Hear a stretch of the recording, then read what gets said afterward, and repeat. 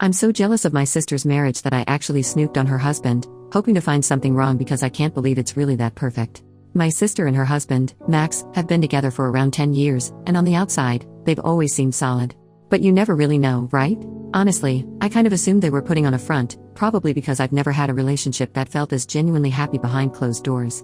Well, now I do know.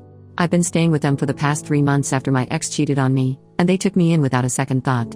Being here, I've noticed how naturally thoughtful they are with each other. They're always bringing each other little gifts, and it's just second nature to them. My ex, on the other hand, called me shallow for wanting a simple birthday gift, and it's more than just the little presents. They look at each other with this warmth that's undeniable. When Max looks at Sandra, his whole face lights up, whereas my ex used to look at me like I was, well, a potato.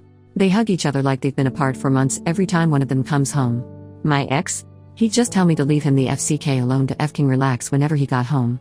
They support each other's hobbies and friends as well. Max encourages Sandra to spend time with her friends, while my ex would complain endlessly about mine and even said my hobbies were a waste of time. The craziest part? I know they're actually holding back on the affection when I'm around. Once, I came home early and found her sitting on his lap while they watched TV, with him playing with her hair. That little glimpse felt like just the tip of the iceberg in terms of how much they adore each other. It's not like their life has been all sunshine and roses either. They've been through some seriously tough stuff, deaths, a miscarriage, job setbacks. The kind of things that can break people apart, but they've made it through together. At first, I couldn't wrap my head around it. I honestly thought that relationships like theirs were just Hallmark bullcrap. I convinced myself that everyone's relationship eventually turns into a daily grind once the honeymoon phase is over. So, I snooped on Max's phone. I just couldn't believe that he could really be this great. But all I found were totally normal messages. Even with his female friends, everything was just friendly. He talked about Sandra a lot, even mentioned how much he loves her. I felt so guilty afterward that I confessed. Surprisingly, they forgave me. Sandra even took me out for the day, just the two of us, and shared that she'd been in some terrible relationships herself before she met Max. She said those experiences helped her recognize red flags so that when Max came along, she was ready to appreciate someone healthy and genuinely good for her. She's also gone to therapy for a long time, and she says it helped her learn how to make healthy relationship choices and be a good partner herself. They even offered to cover the cost for me to start therapy, since my insurance isn't great.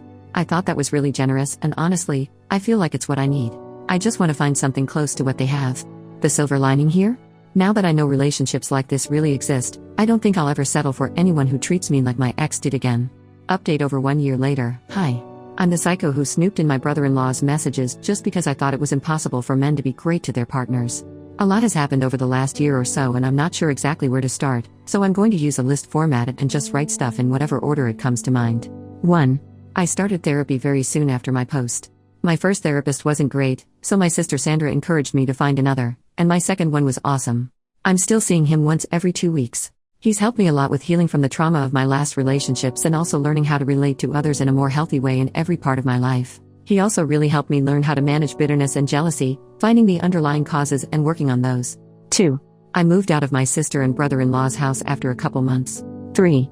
It turns out that my sister and brother-in-law were secretly very livid about the snooping, but they appreciated that I'd confessed on my own and decided to be kind and help me. They decided that if I took advantage of the help they offered and put effort into being better, they would forgive me. I didn't realize how close I was to making my sister go low contact with me. Thankfully, I did take their help. 4. I'm not upset seeing how loving my brother-in-law is to my sister anymore. I'm happy for her. 5. They became foster parents after I moved out and are now in the process of adopting a little girl they've been fostering. They are literally the perfect people to be nurturing a traumatized child. They're doing so great, and the little girl, Maddie, is doing so much better than when she was first placed with them. She's an amazing girl, and she and my sister and brother-in-law are so lucky they've all found each other. 6. I've been single the whole time. That was on purpose. A few months ago, though, I determined that I'd be open to dating again. I didn't want to actively do anything, no dating sites, but I decided for myself that I wouldn't purposely avoid dating anymore. And finally, a week ago, a guy I became friends with at an animal shelter I started volunteering at about 6 months ago asked me out. I said yes. Our first date was great. He's very kind. He's the guy you go to if you need to calm down a traumatized, terrified animal. He cleans diarrhea-coated animal carriers without any complaint.